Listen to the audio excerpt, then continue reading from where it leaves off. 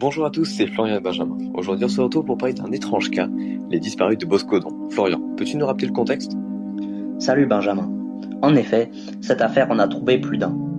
Tout a commencé le 26 novembre 2020, dans les quelques 6500 hectares de la forêt régionale et boscodoniale de l'abbaye de Boscodon, dans les Hautes-Alpes. Laurence Clam, une marcheuse émérite, quitte son domicile et laisse ses papiers et son téléphone dans sa voiture, à la vue de tous, inexplicablement. En octobre 2020, Cédric Delahaye disparaît dans cette même forêt, ne laissant que derrière lui sa voiture et son sac de couchage. Ces deux cas intrigants s'ajoutent aux affaires précédentes, survenues en 2015, 2016, 2018 et 2020. Au total, 4 personnes n'ont jamais été retrouvées. Mais alors, que s'est-il passé ? Que sont-ils devenus ? Où courir ? Ou ne pas courir ? Comme tu dis, ces deux affaires ont en particulier marqué la région et ont provoqué un vif émoi régional. Leur destin n'a pas été tout rose. Ces deux randonneurs partent en balade et ne reviennent pas. Ils s'évaporent, tout simplement et sans explication. Les familles inquiètes du non-retour du membre de leur famille, partis à la base pour seulement quelques heures, préviennent les secours et 20 pompiers, 60 bénévoles, un hélicoptère et 40 gendarmes sont mobilisés pour une semaine de recherche qui se résume à un résultat tout simplement négatif. Une piste est quand même lancée puisqu'un chien réussit à suivre la trace de Laurence jusqu'à un pont au cœur du massif. Quelques jours plus tard, une autre piste est découverte au centre d'un champ, mais après, plus rien. Ce n'est pas pour autant que les recherches s'arrêtent. Avec l'arrivée des nouveaux touristes pour l'été, on espère retrouver les disparus sains et saufs.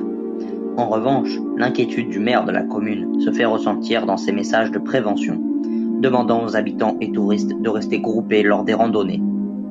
Les gens ne s'évaporent pas comme ça, tout seuls dans la nature, comme en témoigne révolté Eric, le mari de Laurence Clam. Des battues sont organisées régulièrement, les familles sont apeurées, inquiètes, elles ne savent rien, leur proche est tout simplement, comme qui dirait, évaporé.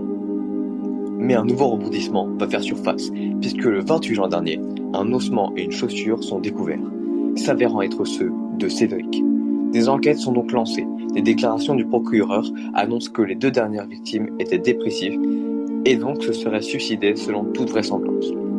Des experts affirment que certains coins de Boscodon sont accidentés, mais aucune vraie réponse ne va être apportée. La thèse du suicide est celle qui a le plus retenu l'attention. D'autant que Cédric avait déjà essayé de se suicider auparavant. Mais nombreux gens n'étaient pas d'accord avec cette affirmation. D'autant que d'après eux, et notamment d'après l'avocat de cette affaire, il allait beaucoup mieux et était dans une grande force physique et morale lorsqu'il a entamé sa randonnée.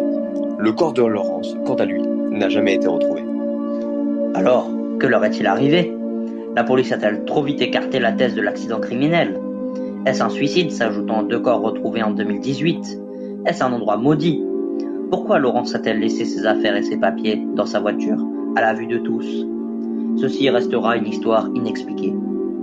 En l'espace de 25 ans, 6 personnes ont disparu dans la forêt intrigante de l'abbaye de Boscodon. Les rumeurs les plus folles se dispersent entre les habitants et connaissance des disparus. Entre autres, une bête sanguinaire est semblable à celle de la bête du Gévaudan. Chacun évade son hypothèse et aucun fait ne s'est avéré être le bon à ce jour. Vous avez atteint la fin de ce podcast. Pour ne rien rater, n'oubliez pas de nous suivre sur notre compte Instagram, les podcasts de Florian et Benjamin. On vous dit rendez-vous dans 2 semaines. À la prochaine.